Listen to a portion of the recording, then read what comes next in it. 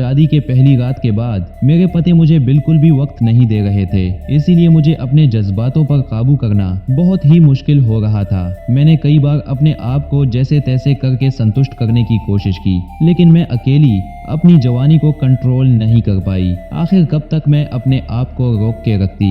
एक रात मेरे पति की गैर मौजूदगी में अपने 25 साल के ड्राइवर को कमरे में बुलाई और जब उसने अपना कारनामा दिखाया तो मैं हैरान रह गई। वह तो बड़ा ही काम का ड्राइवर था। उसने पहली ही रात में मेरी चीख। हेलो दोस्तों, आज की इस कहानी में आप सभी का स्वागत है। इस कहानी में मैं एक लड़की का रोल निभा रहा हूँ। मेरा नाम सुप्रिया है। मैं झारखंड की रहने वाली हूँ और मेरी उम्र अभी 23 साल है। मैं दिखने में बहुत ही खूबसूरत थी और मेरी अभी अभी शादी हुई थी। मेरे पति का नाम मयंक है और वह बहुत ही अमीर है। मेरे पति के घर पर बहुत से नौकर चाकर रहते हैं और मेरे मम्मी पापा इसी वजह से मेरी शादी एक बिजनेसमैन आदमी से करा दिया। शादी के बाद पहली रात को मेरा पति जब मेरे पास आया तो मुझे बहुत खुशी हुई, लेकिन यह खुशी सिर्फ 5 मिनट की ही थी क्योंकि मेरा पति 5 मिनट में ही आउट हो गया। इस वक्त मुझे अपने पति पर बहुत गुस्सा आ रहा था, लेकिन मैंने अपने आप को जैसे तैसे करके मना लिया। फिर मैं अगली रात की इंतजार करने लगी, लेकिन मेरा पति मुझे पहली रात के बाद मुझे बिल्कुल भी समय नहीं दे रहा था। अब मैं शादीशुदा होने के बाद भी अकेली हो गई थी और अब मेरी शादी को 1 महीने भी हो गए थे। मेरा पति कारोबार के सिलसिले में ज्यादातर मुंबई में ही रहते थे। मेरे माँ बाप ने मेरी शादी एक ऐसे लड़के से करा दी थी जो हर वक्त अपने कामों में ही डूबा रहता था। उसे तो मेरा ख्याल ही नहीं था। शादी के 1 महीने बाद मेरा पति वापस मुंबई चले गए। मैं अपने पति मयंक के गैर मौजूदगी में अकेले ही अपने घर का कामकाज संभालने लगी। मेरे पति सारे नौकर भरोसे के काबिल के रखे थे, इसीलिए मेरे पति को मुझे अकेले छोड़कर जाने में कोई भी परेशानी नहीं हुई थी। लेकिन हमारा पुराना ड्राइवर बाबूलाल कुछ दिन पहले ही छुट्टियों पर गया था और इसीलिए मेरे पति मयंक ने एक नए ड्राइवर को उसकी जगह पर रख लिया था। उस नए ड्राइवर का नाम मुकेश था। अगले दिन मुझे मार्केट जाना था तो मैं अपने नए ड्राइवर के साथ मार्केट चली गई। मार्केट से लौटते समय नए ड्राइवर मुकेश ने अचानक मुझसे जिस तरह से बात की थी, मुझे बहुत डर महसूस हुआ था। उसकी आंखों में छुपे उसकी नजरों का मतलब मैं समझ चुकी थी और शायद इसी बात पर मैं डर गई थी क्योंकि मयंक भी यहाँ मौजूद नहीं थे और इस समय मैं सब कुछ अकेले ही देख रही थी। एक पल के लिए मेरे दिल में ख्याल आया, पता नहीं यह ड्राइवर अकेला है या उसके पीछे कोई और भी है। मैं जवान औरत थी और मेरे लिए यह बात बहुत ही डराने वाली थी कि वह मुझसे अकेले में किसी मौके का बात कर रहा था और मैं उस मौके को अच्छी तरह समझ रही थी कि वह किस मौके की बात कर रहा है। एक जवान मर्द और एक जवान औरत अकेले में क्या करते हैं मैं सब जानती थी। मेरे नए ड्राइवर मुकेश ने मुझे जैसे ही घर छोड़ा, मैं गाड़ी से उतरकर अंदर चली गई और दरवाजे बंद कर ली, लेकिन मेरी निगाहें यहाँ वहाँ घूम रही थी। मेरी सूंघने की शक्ति बहुत तेज से काम करती थी, इसलिए मैं अपने इर्द गिर्द ऐसी चीज को महसूस करने की कोशिश कर रही थी कि कहीं कोई खतरा तो नहीं है। मैं अपने कमरे में जाकर बंद हो गई और बिस्तर पर लेटकर गहरी गहरी सांस लेने लगी। सामने ही मेरे पति मयंक की तस्वीर लगी हुई थी। मुझे मयंक पर बहुत गुस्सा आ रहा था कि एक अनजान आदमी को घर में नौकरी पर रखने की क्या जरूरत थी। उसकी नीयत में कितना फरेब था ये हमें क्या मालूम था। और फिर मयंक मुझे अकेला भी छोड़कर चले गए थे। पिछले 5 दिनों से मेरी पुरानी नौकरानी छुट्टियों पर थी और इन्हीं सब बातों ने मुझे परेशान कर दिया था। इन्हीं सोचों में गुम होकर मैं मयंक को फोन लगा दी ताकि मैं पता कर सकूं कि वह कब वापस आएंगे। उनका फोन उनके गार्ड ने उठाया और कहने लगा कि मयंक साहब आज बहुत ही बिजी हैं, आप बाद में कॉल करके बात कर लीजिएगा। उसके गार्ड की आवाज सुनकर मेरे तन बदन में आग लग गई थी। मैं उसकी पत्नी थी, लेकिन वह मुझे अपने साथ कहीं नहीं ले जाता था बल्कि कारोबार में उलझाए रखता था और खुद को अपने गार्ड के साथ सारे जहां की सैर कराता था। पीछे से आने वाले गानों की आवाज और शोर से मुझे बहुत अच्छी तरह अंदाजा हो गया था कि मेरा पति इस समय कहाँ होगा और क्या कर रहा होगा। मैं गुस्से में फोन उठाकर दीवार पर दे मारा और उसी समय कमरे का दरवाजा बजने लगा था। जैसे ही मैंने पूछा कि कौन है तो बाहर से मुकेश की आवाज आई। वह इस समय मेरे कमरे के दरवाजे पर क्या कर रहा था मुझे समझ नहीं आया और फिर मैं जल्दी से अपने चेहरे पर नकाब ली और फिर दरवाजा खोली। मुझे देखकर मुकेश मुस्कुराया तो मैं और भी अपने आप में सिमट गई। उसने मेरा पर्स मेरी तरफ बढ़ाते हुए कहा, मैडम जी आप तो अपना पर्स गाड़ी में ही भूल आई थी, अपनी चीजों का ख्याल रखा करें। पर्स देखकर मेरी जान में जान आई थी कि वह यहाँ किसी खास मकसद के लिए नहीं आया था, बल्कि मेरा पर्स लौटाने आया था। मैं अपना पर्स लेकर जैसे ही दोबारा दरवाजा बंद करने लगी तो उसने अचानक से कहा, मैडम जी अकेले में एक मौका देखकर तो देखिए, आप एकदम खुश हो जाएंगी। मयंक साहब यहाँ मौजूद भी नहीं हैं। मैं आपको ऐसे खुश करूंगा कि आप देखती रह जाएंगी। किसी को कानों कान खबर भी नहीं होगी और आपका काम भी हो जाएगा। मेरी नौकरानी यहाँ होती तो मैं मुकेश की उसकी औकात याद दिला देती, लेकिन इस समय मेरे दिमाग में मयंक के गार्ड की आवाज गूंज रही थी। मैं मयंक की इजाजत के बगैर एक कदम भी नहीं उठा सकती थी और वह मेरे अलावा अपनी मर्जी से अय्याशियां कर रहा था। मैंने गुस्से में मयंक के खिलाफ जाने का फैसला कर लिया और सोच लिया कि अगर वह अपनी मर्जी से सब कुछ कर सकता है तो मैं भी इस काबिल हूँ कि अपनी मर्जी से अपनी जिंदगी के सारे फैसले कर सकती हूँ। और वैसे भी मुझे वह कहाँ टाइम दे पता है। शादी के बाद एक बार नजदीक आया था, वो भी पहली रात को। उसके बाद मुझे समय कहाँ दिया और वह बहुत आसानी से मुझे चकमा देकर वे खुद मुंबई जाकर अपनी जिंदगी को अपने तरीके से गुजार रहा है। मुझे यहाँ कारोबार में इस तरह फंसा कर गया है कि मुझे उसकी खैर खैरियत का मौका भी न मिले। मैंने कुछ ही पलों में फैसला कर लिया था कि न सिर्फ मैं मुकेश को एक मौका दूंगी बल्कि उससे अपने सारे राज भी बता दूंगी और मयंक को इस बात की जानकारी भी नहीं होने दूंगी कि मैं उसके पीछे कुछ ऐसा वैसा कर रही हूँ। अगर मयंक अपनी मनमर्जी कर सकता है तो मैं भी क्यों पीछे रहती। यही सोचकर मैं कमरे का दरवाजा खुला छोड़ दिया और मुकेश को अंदर आने का इशारा कर दिया। मैं इस समय घर पर बिल्कुल अकेली थी और यह मौका इस काम के लिए बहुत ही अच्छा था। मयंक एक खास औरत को मेरे सर पर हमेशा सवार करके रखता था। ये औरत हमेशा मेरे सर पर सवार रहती थी और घर की हर छोटी से छोटी बात भी मयंक के आते ही उसे बता देती थी। मयंक मुंबई में होते हुए भी यहाँ के बारे में पल पल की खबर रखता था कि मैं कहाँ जाती हूँ, क्या करती हूँ, कौन मुझसे मिलने आता है। सारी खबर मयंक को रहती थी। मुझे अपनी जिंदगी किसी कैदी की तरह मालूम होने लगी थी, जबकि मुझे उनकी किसी भी पल की जानकारी नहीं होती थी। इसलिए मैंने बस इसी कमजोर पल में यह फैसला कर लिया कि अब मैं अपने लिए अलग राहों का चुनाव करूंगी और मयंक के इशारों पर अब नहीं नाचूंगी। मुकेश कमरे में मेरे पीछे पीछे ही चला आया। मैंने उससे कहा कि वह पहले मुझे इस बात का विश्वास दिलाए कि उसके और मेरे बीच होने वाला कोई भी काम या कोई भी संबंध मयंक तक नहीं जाएगा। वह मुस्कुराकर कहने लगा, मैडम जी भरोसा करें, मैं यह कभी किसी के सामने नहीं कहूँगा और आपको इस तरह खुश करूँगा कि आप हैरान रह जाएंगी। मुझे मुकेश की बात पर विश्वास आ गया था, इसलिए मैंने अपने चेहरे से मास्क हटा दिया और मुकेश से बोली कि ठीक है, मैं उसे आज की रात का मौका देकर देखना चाहती हूँ। अगर सच में ही मुझे महसूस हुआ कि तुम इस काबिल हो कि मैं तुम पर और भरोसा कर सकती हूँ या तुम्हारे साथ आगे बढ़ सकती हूँ तो फिर मैं कभी पीछे नहीं हटूंगी। मेरी बात पर मुकेश मुस्कुराकर गौर से मेरा चेहरा देखने लगा। पता नहीं वह मेरे हसीन चेहरे पर क्या खोजना चाह रहा था। पहली बार ही मैं किसी गैर मर्द को इस तरह अपना चेहरा दिखाई थी। मुकेश के अंदाज ने मेरी सारी झिझक खत्म कर दी थी और मैं मयंक को भूलकर और बिना इस बात की परवाह किए कि जब मयंक को पता चलेगा तो क्या होगा, जल्दी से मुकेश को एक मौका दे दिया। मैं कब तक मयंक की बेरुखी और अकेलेपन को बर्दाश्त करती। मैंने फैसला कर लिया था कि मैं अपनी जिंदगी को आगे अपने हिसाब से गुजारूंगी और अब मयंक के साथ नहीं रहूंगी। और जैसे ही मैं मुकेश को मौका दिया तो वाकई उसने मेरे होश उड़ा दिए। वही रात में अपने मर्द होने का सबूत दे दिया था और वह रात मेरे लिए बहुत ही हैरान कर देने वाली थी। मुकेश ने जो कुछ कहा था उसने सच कर दिखाया था।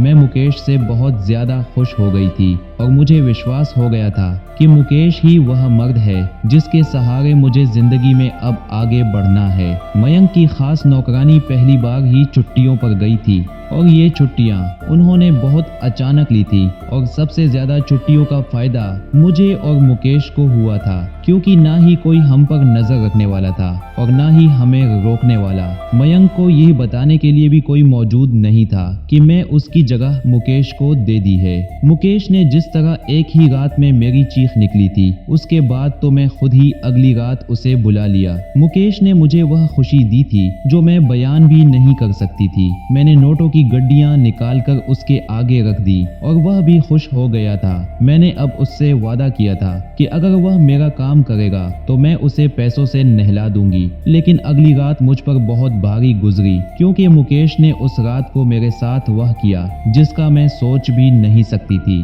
वह कितना ताकतवर था, इस बात का अंदाजा मुझे दूसरी रात हुआ था। पहली रात तो शायद वह किसी वजह से अपने आप को रोक कर रखा हुआ था और मौका मिलने पर वह पावर दिखा दिया था, लेकिन उसने दूसरी रात ऐसा कर दिया कि मैं तड़प उठी। मैं उसके आगे बेबस हो गई थी, लेकिन उसे मुझ पर दया नहीं आई थी। उसने मेरा वह हाल कर दिया कि मैं पानी मांगने के लायक भी नहीं रही थी। मुकेश वह कर गुजरा था जो मेरे गुमान में भी नहीं था। वह रात मुझ पर किसी कयामत की तरह गुजरी थी और मेरे दिल में ख्याल आया था कि काश मयंक मेरे पास होता तो वह मुझे मुकेश से बचा लेता, क्योंकि मुकेश तो दरिंदगी की हदों पर उतर आया था। और यह जानकर आपके भी रोंगटे खड़े हो जाएंगे कि मुकेश ने मयंक की गैर मौजूदगी का फायदा उठाकर उस रात मेरे साथ क्या कर डाला था। उसने मुझे जिंदा रहने के काबिल ही नहीं छोड़ा था। जब मुकेश ने अपना मकसद हासिल कर लिया तो फिर धीरे धीरे मुझे बताना शुरू किया कि उसने मेरे साथ इतना कुछ कैसे किया, कैसे उसने एक ही रात में 7 घोड़ों जितनी ताकत मुझे दिखाया और मुकेश के सच ने मेरी जान निकाल दी। वह अचानक ही मेरा ड्राइवर बनकर मेरी जिंदगी में नहीं आया था, बल्कि उसकी नजर तो मुझ पर बहुत पहले से थी। मैं तो समझी थी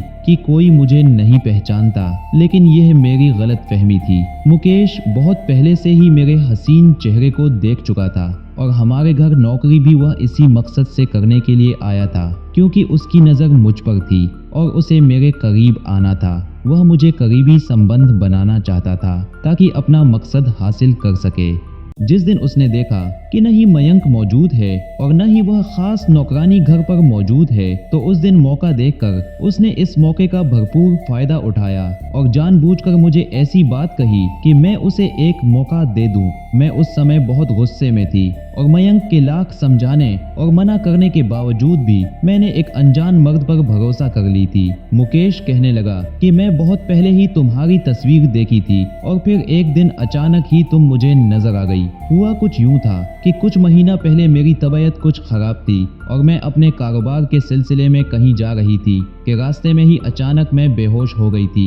मेरे पुराने ड्राइवर बाबूलाल ने जब देखा कि मैं गाड़ी में बेहोश हो गई हूँ तो वह फौरन मुझे करीबी अस्पताल ले गया और जैसे ही उसने मुझे गाड़ी से उतरकर बेड पर लेटाना चाहा तो मेरे चेहरे से मास्क हट गया था और उसने मेरा चेहरा देख लिया था। बाबूलाल मेरे नए ड्राइवर मुकेश का दोस्त था। उसने मुकेश को फौरन ही मेरे बारे में सूचित कर दिया। मुकेश ने मेरी तस्वीर अपने दोस्त बाबूलाल को दिखा रखी थी कि मुझे इस लड़की की तलाश है। बस वही एक पल मेरी जिंदगी में ग्रहण लग गया था। जब मुकेश को यह पता चल गया कि मैं कहाँ रहती हूँ, वह मुझ तक कैसे पहुँच सकता था, तो उसने जानबूझकर एक प्लान तैयार किया और अपने दोस्त को नौकरी से निकालकर खुद उसकी जगह आ गया। मुकेश को मेरे पति मयंक से मिलवाने वाला वही ड्राइवर बाबूलाल था जो हमारे पास से नौकरी छोड़कर गया था। मुकेश का गहरा दोस्त, और यह सब उसने मुकेश के कहने पर किया था। मुकेश हमारे घर का हिस्सा बन गया था, बल्कि धीरे धीरे उसने हमारे बारे में सारी मालूमात भी हासिल कर ली और सही मौका देखकर उसने मुझसे जब एक मौका मांगा तो मैं उस समय घबरा गई और समझ में नहीं आया कि अचानक ही वह मुझसे मौका क्यों मांग रहा है। पहले तो मुझे डर महसूस हुआ क्योंकि हमारा बहुत बड़ा कारोबार था, मयंक के पास बहुत पैसा था और मेरी एक गलती से वह सब कुछ खत्म कर सकती थी।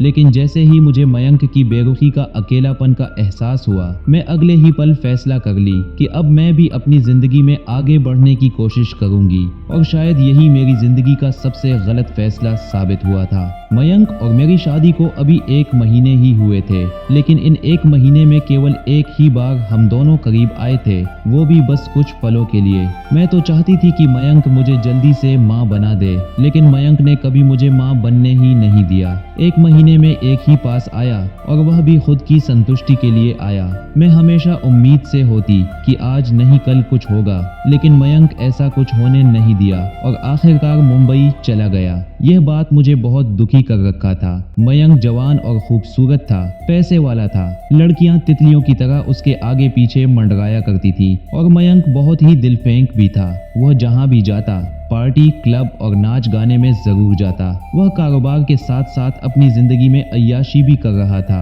और मैं सिर्फ एक बोरिंग सी जिंदगी गुजर रही थी। मैं सिर्फ उसके कारोबार को देख रही थी और उसके बच्चे की मां बनने की इच्छा रखे जा रही थी। लेकिन मयंक ने तो मेरी इस इच्छा को भी पूरा नहीं होने दिया था। इस आग में जलकर मैं सोच ली कि मैं अपना कारोबार अलग कर लूंगी और अपनी जिंदगी में मयंक को छोड़कर आगे बढ़ जाऊंगी और इसीलिए मैं मुकेश पर भरोसा कर ली। मयंक सारे गलत चीजों का कारोबार करता था और मैं भी उसके कारोबार में बराबर की भागीदारी थी, लेकिन ये बात मुझे बहुत देर से पता चली थी। उस दिन जब मुकेश ने मुझे मौका मांगा तो उसने मुझे विश्वास दिलाया कि वह मेरी उम्मीदों पर खरा उतरेगा और इसीलिए मैंने उस पर भरोसा करके उसे काम दे दिया। और बाकी उसने एक रात में इतने ज्यादा गांजा, शराब और बहुत कुछ इतना सेलिंग कि जितने मेरे सारे आदमी मिलकर भी नहीं कर पाते थे। मैं हैरान रह गई थी कि मुकेश ने इतनी ज्यादा पैसे कैसे कमाए, किस तरह से कमाए। तब जाकर मुझे पता चला कि यह गैर कानूनी तरीके से कमाया है, क्योंकि झारखंड पुलिस को चकमा देना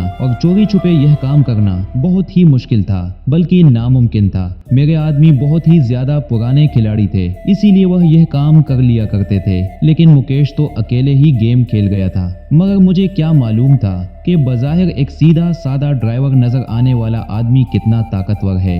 अगली रात जब वह मेरे कमरे में आया तो उस समय वह अकेला नहीं था, बल्कि कुछ झारखंडी पुलिस वाले भी उसके साथ मौजूद थे। और न सिर्फ मेरे घर को सील कर दिया गया, बल्कि मुझे गिरफ्तार करके पुलिस स्टेशन पहुंचा दिया गया था। उस रात मयंक भी एयरपोर्ट पहुंच चुका था और उसे भी एयरपोर्ट से गिरफ्तार कर लिया गया था। हम दोनों पति पत्नी पहली बार पुलिस की गिरफ्त में मौजूद थे। दरअसल मेरा पति हमेशा मुझसे यही सारे कारोबार करवाया था और मैं अब तक इसके बारे में अनजान थी। लेकिन मुकेश ने बहुत ही चालाकी से न सिर्फ मुझे अपने जाल में फंसाकर मेरा फायदा उठाया था, बल्कि मेरा सारा कारोबार भी उसने एक ही रात में जान लिया था। वह मेरी सोच से भी कहीं ज्यादा तेज निकला था। मयंक को जैसे ही पता चला कि ये सब कुछ मेरी वजह से हुआ है और हमारे पकड़े जाने में मेरा ही दोष है, तो मयंक मुझे मारने के लिए मेरे करीब चला आया। अगर एक पुलिस वाला उसे न रोकता तो शायद वह मेरा गला दबा देता। मैं ज़ारो कतार हो रही थी, क्योंकि झारखंड का कानून बहुत ही सख्त था। मैं जानती थी कि मुझे इस जुर्म की क्या सजा मिलने वाली है। मेरा पति एक मक्कार इंसान निकला, जिसमें सारा कारोबार भी मेरे नाम पर किया था और कारोबार को चेहरा भी मेरा ही दिया था। उसने न ही मुझे शादीशुदा जिंदगी की कोई खुशी दी थी, न ही मुझे माँ बनने का सुख दिया था। मेरी जिंदगी में सब कुछ वैसा ही होता था जैसा मयंक चाहता था, जबकि मैंने उससे मोहब्बत, शादी के बाद दिल से मोहब्बत की थी और मैं आखिर तक इस शादी को निभाने की कोशिश करना चाहती थी। लेकिन मयंक को अय्याशियों की इस कदर लत लग चुकी थी कि आए रोज वह किसी न किसी हसीन लड़की को अपने सेक्रेटरी रखकर उसके साथ मुंबई चला जाता था। अगर मयंक मेरे साथ ऐसा रवैया न रखता तो शायद मैं कभी भी मुकेश की बातों में आकर उस पर भरोसा न करती, बल्कि मयंक को इस बारे में पहले ही बताती। मैंने पुलिस से अपना सारा रिकॉर्ड सच सच बता दी, क्योंकि मैं जानती थी कि यहाँ से बच निकलना मुमकिन नहीं है। अगर हम किसी तरह बाहर निकल भी जाते हैं तो मयंक खुद अपने हाथों से मुझे मार देता, क्योंकि मैंने उसका बना बनाया कारोबार उजाड़ दिया था। आज मैं जेल में सलाखों के पीछे बैठी हूँ और अपनी सजा के इंतजार में हूँ। मुझे और मेरे पति को बहुत सख्त सजा होने वाली है, क्योंकि हमने बहुत ही जवान लड़के लड़कियों की जिंदगी बर्बाद कर दी है। मुकेश हमारे घर ड्राइवर बनकर जरूर आया था, लेकिन वह भी एक पुलिस वाला ही निकला और उसने पूरी जिम्मेदारी के साथ अपना फर्ज निभाया। कभी कभी वह मुझसे मिलने के लिए जेल के अंदर चला आता था, लेकिन मैं उसे देखकर हमेशा अपना चेहरा मोड़ लेती हूँ। मैं उसे एक मौका दिया था और वाकई उस एक मौके ने मेरी पूरी जिंदगी बदल दी थी। मैं अपने बड़े से बंगले से उठकर जेल की सलाखों के पीछे आ गई थी। मुकेश ने मुझे एहसास दिलाया था कि मैं जिस रास्ते पर चल रही थी उसका अंजाम भी बहुत बुरा होने वाला था। अब तो इस काल कोठरी में एक एक दिन गुजारना मेरे लिए किसी कयामत से कम नहीं है। दोस्तों, मुझे उम्मीद है कि आपको ये कहानी पसंद आई होगी। अगर आपको ये कहानी पसंद आई हो तो कृपया लाइक और शेयर करें और हाँ, हमारे चैनल को सब्सक्राइब जरूर करें। धन्यवाद।